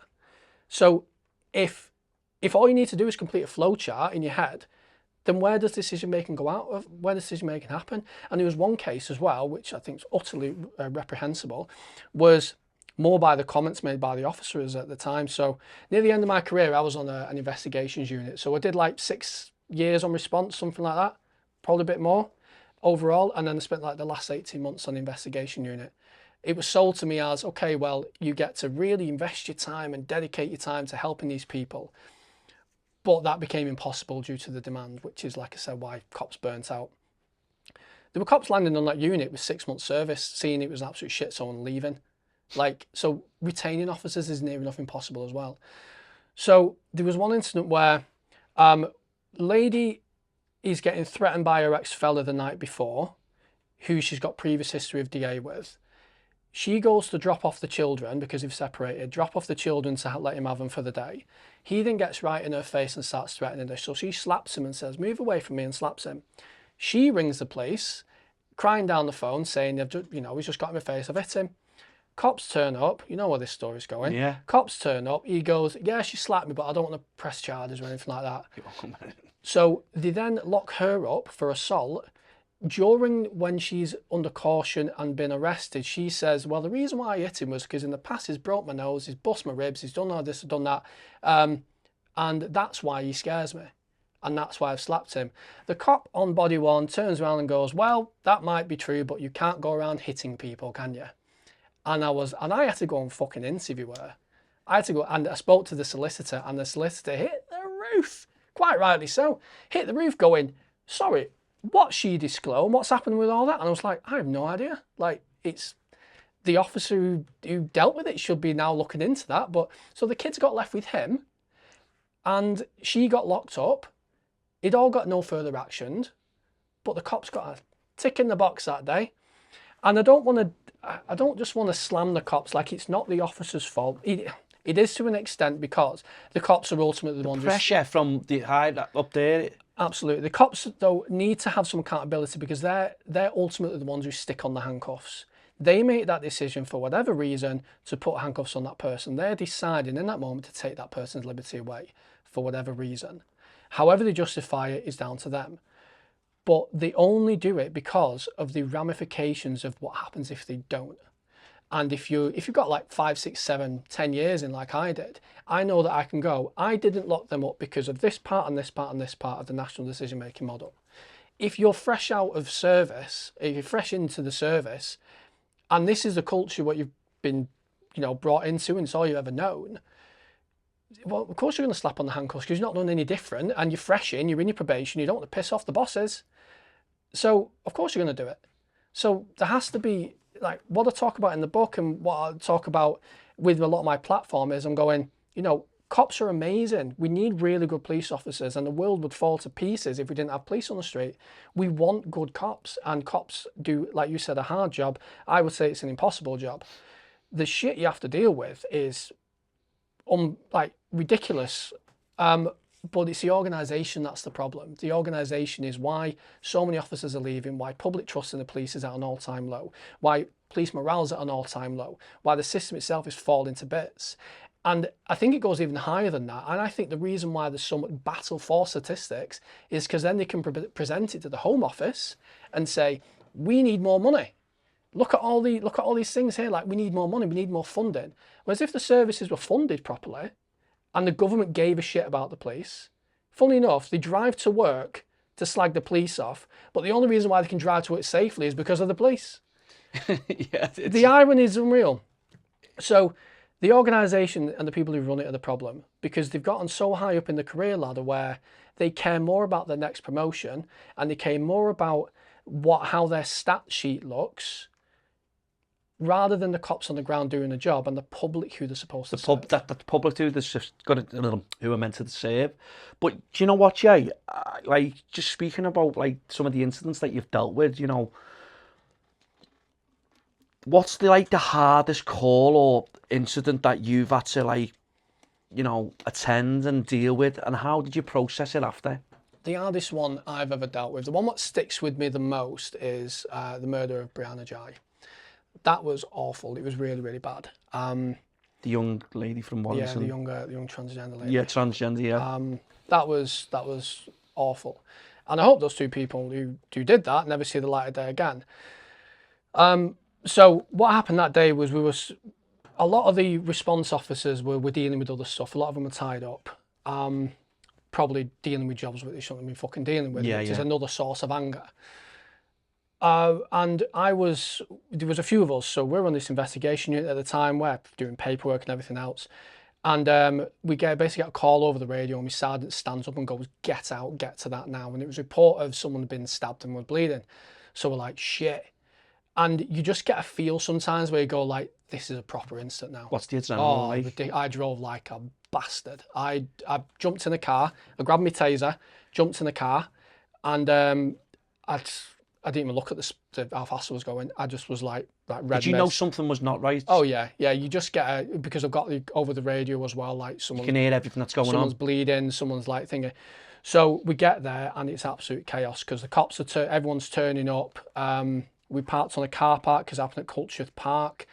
The car park, and there's basically like a straight dirt track that way, about half a mile up to where it was. So I dive out the car, and then the people who found her, who rang the police, came over to me and was like, well, everyone's running towards that. Someone's got to speak to them because we don't want them to leave. Like, we've got to speak to them, so I'll quickly get the details. Dog walkers, was that? Yeah, I think so. So then I end up like legging it over, and people are working on them and everything else, and you can see, like, I won't go into detail, but you can see everything what's being done, and yeah, the sight of it, like sight of what happened, it's burned into your mind. And I was on that scene then for about 8 hours afterwards. Now, you're meant to be taken off and new offers to be brought in, but because of resource and everything else, it was on that. Relieved and stuff like that. Yeah. So I was on that scene for about 6 to 8 hours afterwards. And then all like the CSI and everyone else comes in. And then I got relieved. And to be honest, at the time, I was like, it's a murder. You're not really thinking about it then. And I'd say it was a while before we really started kind of settling in. Because you go back to work the next day and, you crack on as always. A few weeks later, there was what was called a TISM, so a traumatic incident debrief, where like a sergeant sits you down and there's a room of about 8 to 10 of you, like the ones who were the first there. And they're talking to you and they go through the incident. And the notes and stuff. Yeah, it's quite good. And they say like one officer says, I can just remember the eyes, like, because they were really close to them, like, you remember the eyes of them just staring into space. I spoke about what I could see and what I was upset with. And there was a sergeant there. And I remember thinking to myself, like, why am I getting upset about this? Like, okay, yeah, it's a murder and everything else. But I remember thinking, well, come on, you police officer, you're not going to get upset about shit. You just roll it off, it's fine. And what made me really think about that was there was a sergeant who was one of the first ones there as well. And this sergeant was like a rock in a storm. The one who you think the world's falling apart, get behind this guy, he does not move. And he started cracking up, like he started breaking, getting upset. And I thought, well, if it's affecting him, I can feel something. Yeah. And it was horrendous. And there's been a few incidents where after the event, I think about flashbacks and stuff, and other sort, yeah.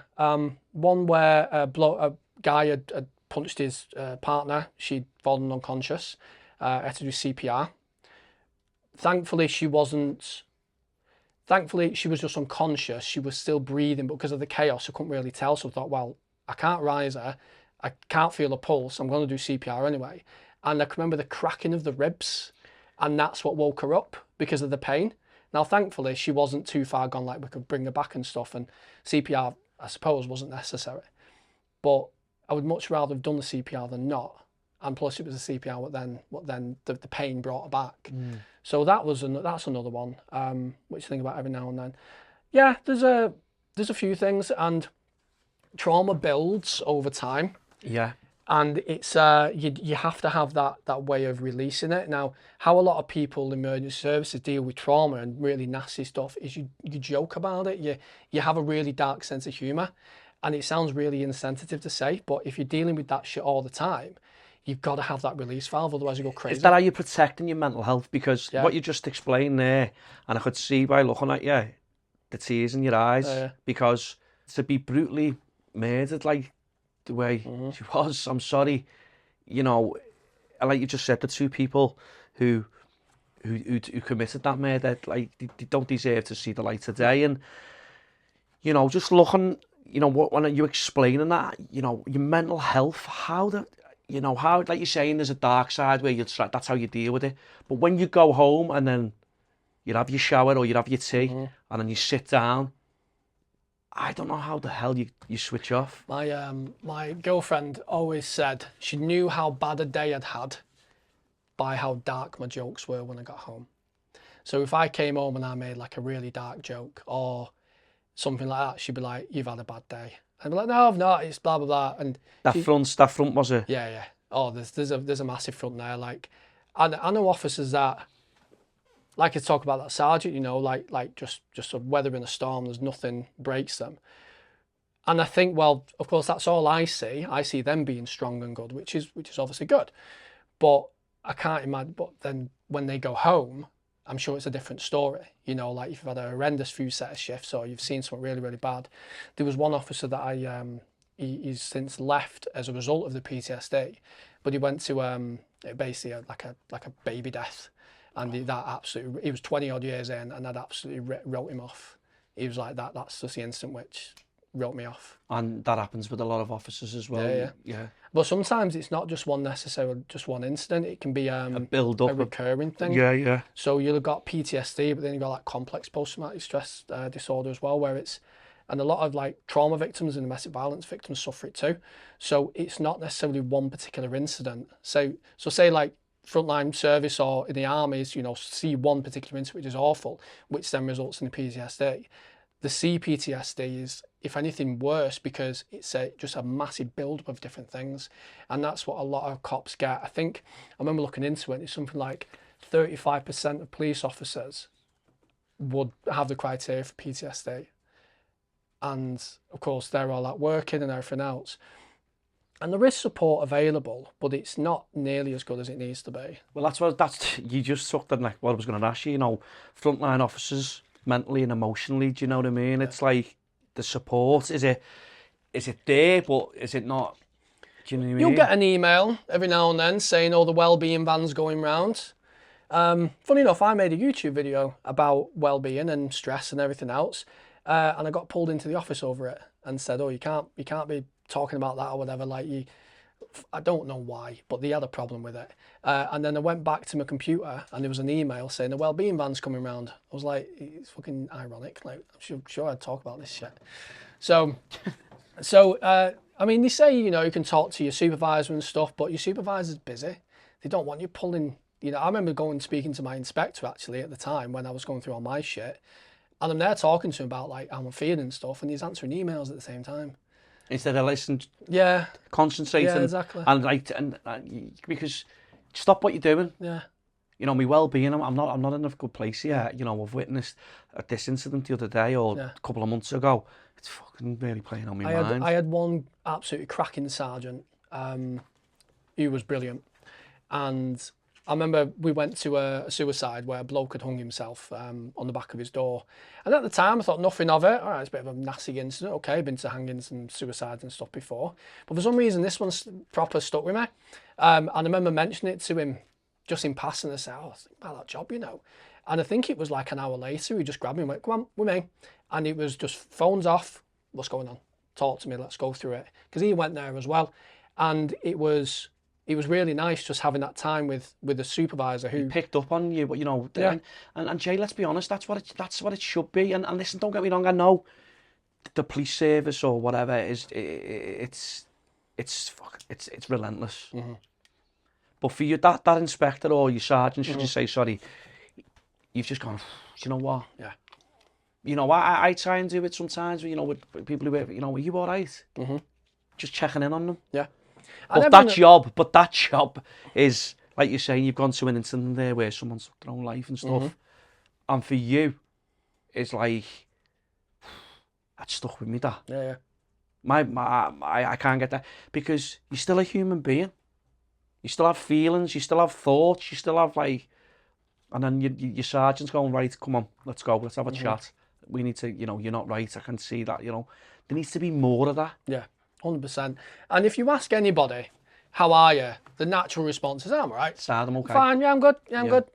And sometimes it does take that person just to go, "Well, we're having a minute. Come on," and shut the world away and like, "Right, okay, you know where to hide now. Talk to me." And sometimes people just need that little bit of a push and they will open up. Now, when everything what happened with me happened and it was all gone, I did get referrals to like occupational health and got some counselling, which was actually quite useful. But it was very much like thrown back in the frying pan. So when I went off sick for a couple of weeks from burnout and stress, Yeah. I was literally, the day I came back, it was right back in, there's your workload again, there's your duties again. I just got told by the inspector who was dealing with me, said, oh, you should have come to me and spoke to me about it. And it's like, okay, well, I didn't plan on it, mate. Like, it just kind of all came at once. And he went, well, I'm really disappointed that you went off with stress. And look at this graph here. Like, this is the best it's ever been. And you shouldn't be feeling stressed. The guilt trip, like, on you. Yeah. And then it was, right, okay, bye. And it was back in, straight back in. And I think it was that moment where I thought, I fucking had enough. You've been let down by I've had enough. Do you know what? And that's what I'm saying. People's care and, you know, like you're saying there, oh, I'm a little bit disappointed in you. And it's sort of like, hang on a minute, I didn't ask for the whole, you know, you don't ask to be down or depressed or burnt out. You don't ask for it. Yeah. It's because you're being overworked. It's you know, you don't ask to be put in that position. And then, but when you do return back to work, you're getting the guilt trip put on you, and it was that. It's your fault why you've gone off with stress, and you should have handled it better. And I'm upset you did. Now I know you've had 2 weeks off, and nothing's changed. We're not going to give you a phase have a return. look at this. This is all because of exactly. We're not going to give you a phase return. We're not going to do anything like that. Just we need you back out. There was a lad who was on my block who had PTSD from a very violent assault. He had a few months off, came back. Something else happened. He couldn't handle it because his head was still where it was. He went off again, came back, and they basically tried to force him to go back out and do frontline duties because they were short-staffed. It's like, yes, I know that you're off sick, and I know that you've got mental health issues, I know you've got PTSD and you're feeling suicidal, but we need you, like, get out. So he went off sick again, and I think he was like potentially put on like action plans and stuff like that as a result. Because of obviously what he was dealing with and what he'd witnessed and stuff. Yeah. Do you know, I thought the care's not there, the aftercare for me. What you're explaining to me is like, there's no aftercare and just basically get out on your, you know, get out there and do what you're doing and stuff like that. But, you know, what do people outside the force misunderstand about the job the police do? That the police, certainly right now, as an organisation, are there to help people. In reality, the organisation's there to look after itself, and it will do whatever it can to do that. The police officers are there to help people. The police as an organisation is run like a business. The police officers who strap on the uniform every day to go and support people, they're the ones who really do the hard work, and they're the ones who, if you see a copper, just fucking say good morning, you know, say, oh, you're having a good day. Because they might have had a really shit shift or a really bad day. Still human beings. Still human beings. And I'm going to be honest. I'm going to be brutally honest because, like, you know, speaking to yourself and all that, and, you know, okay, you know, I get the impression, just only meeting you, you know, an hour and a half ago and whatever, and speaking to you. Oh, my best mates now. Yeah. But what I'm saying is that you genuinely fucking care by what team I'm getting. But the public's perception of the police, where there is some police officers, like I said at the beginning, who do have that power of authority to do a little bit more that they shouldn't, and that's why people don't have fucking trust in the police. And I'm being honest, where you can turn up to an incident, but they are where you just, you know, you could. And I think what people say, oh, respect goes both ways and all that, because with the police, they're meant to be serving the public and all that. They're not meant to be spoken to like pieces of shit and all that. But I think it goes both ways, where you will get officers who might speak to people in the wrong way, and then they'll get it back. I don't agree with like the young kids of today just going, eat your pieces of shit and all that, and not expect them to be like, you know, or they try and assault them and then they're getting muftied up and all that. Yeah. I just think in today's society, a lot of people don't have faith in the police. And what you're talking about now, about statistics and not treating the you know, serving the public, it's scary what you're saying, mate. Yeah. The organisation itself is, like I said, run like a business, and they will look at the interests of the business over the needs of the public sometimes, and that's not the way it should be. The cops, certainly when I was doing it, you could go out and you could make your own decision and you'd give your time and attention to somebody, but it's even when it comes to like the demand as well.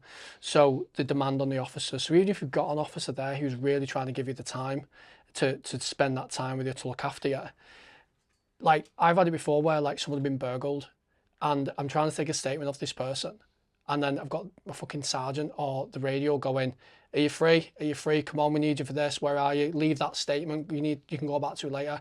I'm like, this person's been burgled. They've had someone else in their house. Scared. And ransacked their house. Petrified. You're telling me to go, sorry, there's something more important going on. I'm not doing it. And you get bollocked and you get reprimanded and, you know, told off and stuff. And, oh, your colleagues needed you and stuff. It's like, well, I'm busy. Unfortunately, I'm not available because this person needs me. And of course, there were times where I had to go, I'm so sorry, I've got to go. Really? Yeah, because they just don't leave you alone. And I've done it before, I've just took my earpiece out and said, that can wait. Like, I don't care if the world, unless the red light goes off, then it's like, right, Collie's getting his head kicked in, I'll be back in a minute. But if it's just like, can you check out this or check out that? It's like, yeah, I can, after I've finished with this. That's you know, when you say that's hard. You know, like say if someone's been burgled, anyone who gets burgled, someone going into someone else's house, their private home, their home, and they've gone through their place of safety. Their place of safety, and you know, say for anyone who gets burgled, they're scared to go back in there because someone's been in there, and then they've got someone down the phone, leave that, and just like, that's sad. That's so sad, and it goes on. But that's the demand, and because there's not enough cops to meet demand, those cops have to be in 3 places at once. Like I was speaking to a sergeant who works on a force, and that force demographic is about 300,000 people. They'll parade on with 10 officers for 300,000 people, and that's at max strength. Those officers are then going doing poo watch, or they're doing hospital guard. So by the time they've all been taken off doing something else, you might have 4, 5, 6 officers. One major incident, one serious incident, and there's no one left. And then you're having to abstract from different places. So you're robbing Peter to pay Paul. Oh, this force is busy today, like this town's busy, so we need to take it from you. Oh shit, you're kicking off, right, well, we need to find resources from somewhere. There's not enough cops because people don't want to join the police because of the way that the cops get treated, the things you have to deal with. And why would someone who's 19, 20 years old join the police for 24 grand a year when they can go and, you know, work abroad for so many years, earn twice as much? And like, the job needs to be more appealing. It needs to be made more appealing because it's an amazing job when you're allowed to do your job and you're allowed to make your own decisions. I absolutely loved it. For the majority of my career, I absolutely loved it. It was when this ethos started coming in about stats and it being run like a business, that's when I really started to fall out of love with it, because we started seeing people as numbers on the spreadsheet rather than people. But when I first started, you could go to an incident and you could make your own decisions. Like I said, it was just problem solving, and I really liked it. And you make the right decision at times, or if you fucked up, your tutor would tell you off, or your boss when you got back would give you, you know, like a bit of a bollocking, and you learnt from it. But now if you mess up, it's like a formal thing. It's, okay, well, we need to write this down on paper that you've done this wrong. So now cops are terrified of making decisions as well. I had a message of a cop the other day saying he's resigned after 6 years because he's terrified of doing something wrong, having professional standards, doing for gross misconduct, and he can't get a job anywhere else once he's left the police. So he's preemptively jumped ship. This could be a really, really good cop, but because of the way the system is, after 6 years, has gone, I'm resigning in case something happens. And that's on my what's name, and I can't go and get it. So the system itself, with how it's being ran, is not only alienating the members of the public, it's actively making cops leave because the cops don't trust the fucking organisation they work for. I mean, like, there's that cop who was in the news recently, the Long Castle. He, you know, they said everything he did was right. His takedown, his arrest, everything else. But because he was rude, he got sacked. Is this the one that down south, was it, where he Devonshire Police, I think it was? I think he swore at the, what's his name? Yeah. But this lad had a knife and stuff like that. I think it's the same. And he just assaulted somebody, and he was ballied up. Why are you going out ballied up if you're not up to no good? So they basically grabbed him, pulled him to the floor, and they said everything was fine. Like, take down everything else, use of force. But because he wasn't nice to him, because he was a bit rude, he got sacked. Decorated officer. This is what I mean. When you've got incidents like that, this is why, people have just like, it's just gone to shit. It's gone to shit. But, obviously talking about separating your life, your private, personal life from the police, or can you? Is that, You wear like, you kind of switch. So you put your uniform on, then you're in job mode then. Certainly that's what I could do anyway. I could put my uniform on, I could go to work, do what I need to do, and then come back, take the uniform off, and I'd be back me. Sometimes it would be hard to unwind. Sometimes maybe you'd be quite tired because of the shifts and everything else, or your adrenaline's burnt out. Generally, I was all right at doing that. The issue is when then you start thinking about work and the incidents you've dealt with start bleeding into normality. Now, and my behaviour never really changed, like my personality didn't change. It was more of a case of I'd just maybe start talking about stuff and my partner would be like, you should probably talk to someone like with the things you're talking about. I remember once I came home one day and I dealt with something particularly awful. I think it was a CPR job. And I just basically sat there with my head in my hands just saying to my missus like this, like just going through bit by bit what happened, like getting really upset. And she was just dead supportive. She was absolutely amazing. So there are times where work kind of follows you home, but in relation to being able to turn it on and off, I was generally quite good at that. You were all right. You personally, you were all right like that. Drugs in today's society, Jay, drugs have been around for how long, you know what I mean? But as a police officer, how did, majority of incidents and stuff were drugs related or whatever? Well, a lot of the times when it comes to people like prolific shoplifters or your burglars, stuff like that, a lot of it is to fund a habit. So it is drugs related or like alcohol addiction related. But drugs are also used as a way to cover up trauma as well. So I remember speaking to a burglar in the hospital. He broke his leg diving out of someone's fucking house. He broke his leg. So I remember chatting to him and I said to him, because probably why I was a cop, I like being nosy, I want to know what people are up to. So I said to him, how long have you been an alcoholic for? And he said, 12 years. And I said, what happened 12 years ago? And he said, my wife died. And this was a lad who used to be in the army, come home, his wife died, and then he turned to drink to numb the pain, yeah. And then became an alcoholic. So then he had to start offending and stealing to then fund the habit. And he was crying, like 12 years ago this happened, but because of that unprocessed trauma, it was still there. So with drugs and alcohol, I mean, the rehabilitation services and everything else there are underfunded. You can only help an addict if they want to be helped, which is the sad truth of it. You can give them all the support in the world, but unless they're ready to take their help and really make a change, then they're not going to. In relation to drugs themselves, there's a lot of crime done from drugs, county lines, gang fights and all the rest of it, OCGs and stuff. There's a lot of money in drugs. So you get rid of one drug dealer, there's fucking 5 more ready to take the place. I like what Portugal did. Have you heard about what Portugal did when it comes to drugs? So Portugal had a massive heroin problem. 1% of the entire population was a heroin user. Now, if you've got 50 million people in a country, there's a lot of people. So the massive demand on services, and they tried the American way, which was the war on drugs, lock them up, put them in prison, crack down on the gangs, billions of pounds spent on them, to try and tackle the problem. And the problem was only getting worse. The drugs are getting more pure. So what they did was they went, right, okay, legalise it for personal use. You still couldn't sell it. You still couldn't make it. But if you got caught with drugs on you, you wouldn't go to jail. Whereas here, if you've got, a rap sheet as long as your arm, you found with some drugs on you, you're on licence, you go straight back to prison. For a couple of weeks, then you release you back into the same area with all the same people and all the same triggers, so you're just setting someone up to fail.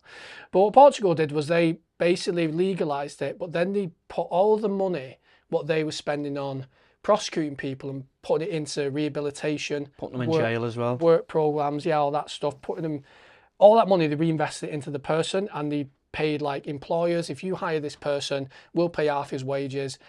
And the case was put forward that people don't wake up as a drug addict. It's a slow thing, what happens over time.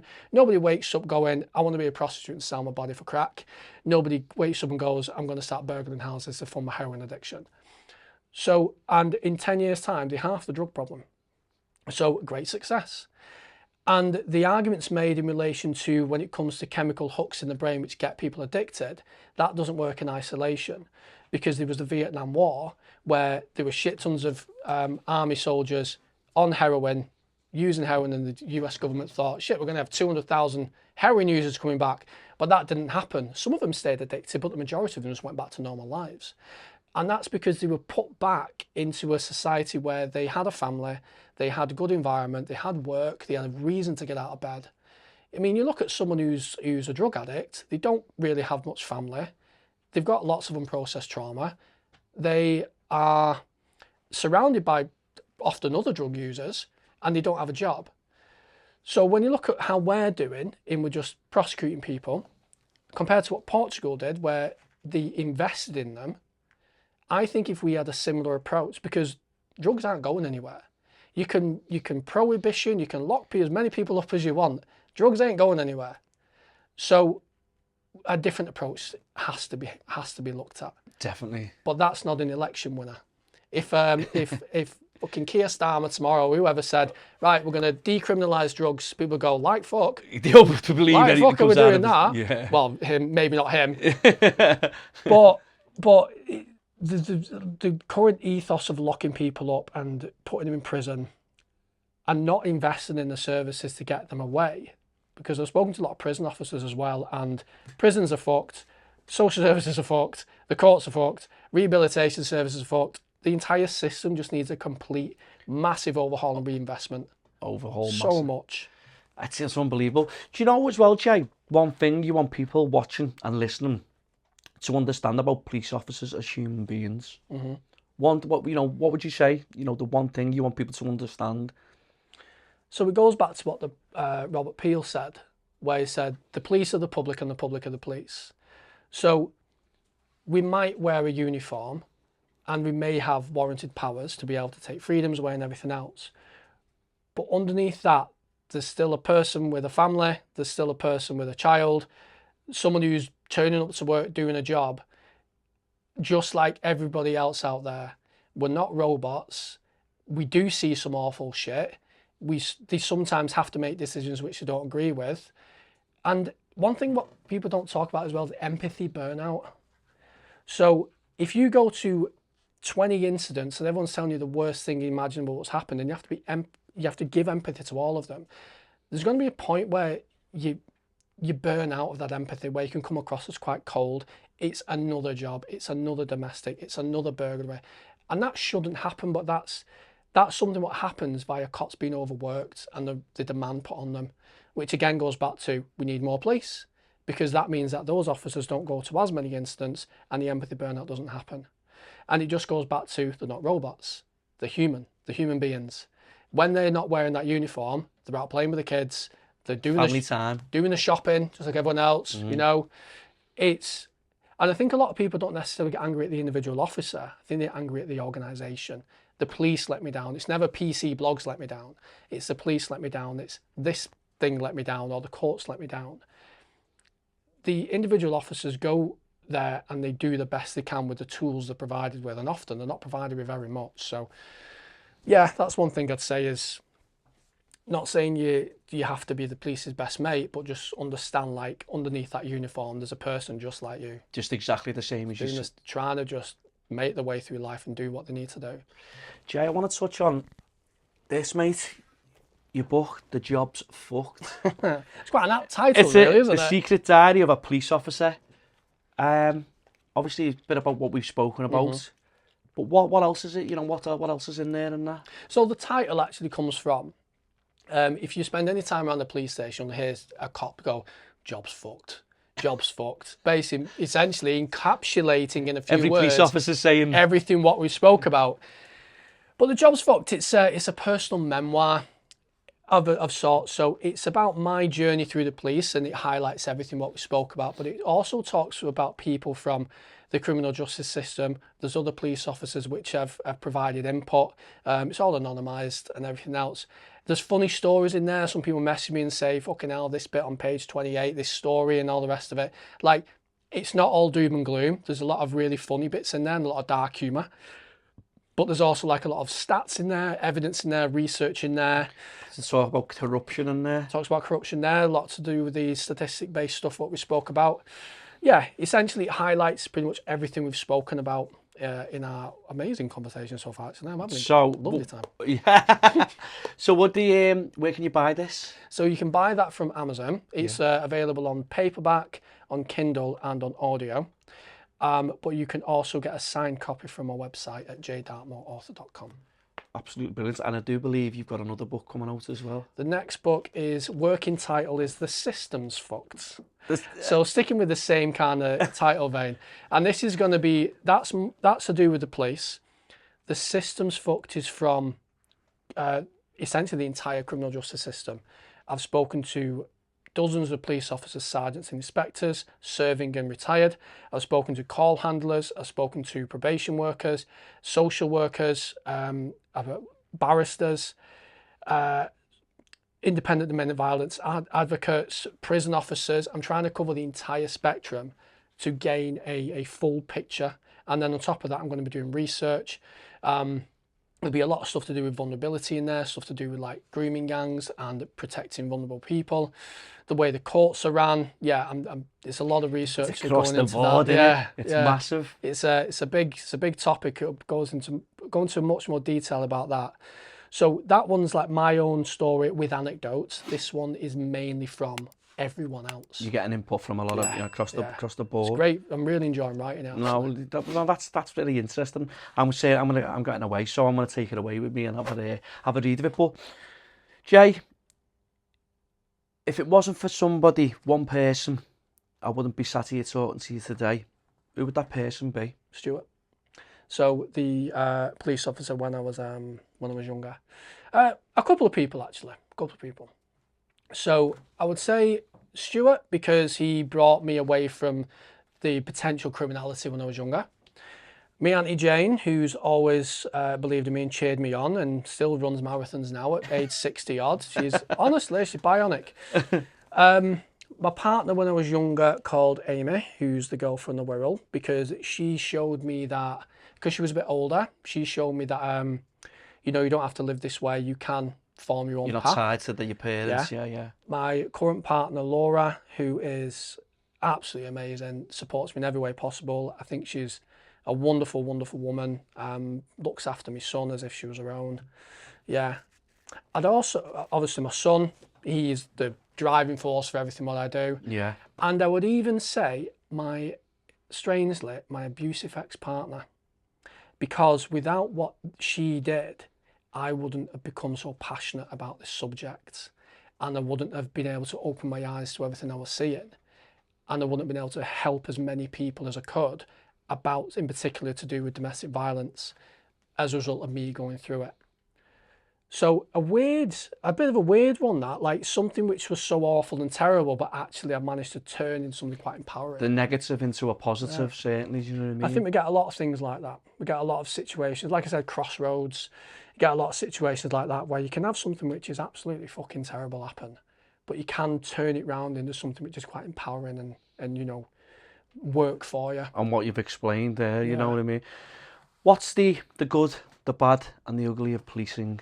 The good, the officers, incredible. And if you manage to if you do join the police and you get on a good block with people around you, it doesn't really matter what you face. If you've got a good group of people around you, supporting each other, amazing. It's like a family. It's so good. The bad, the organisation and the way it's run, and the people at the very top who have sold their soul. People say, how much would you sell your soul for? And trust me, it's not as valuable as you think. You'd sell it for a lot less than you think.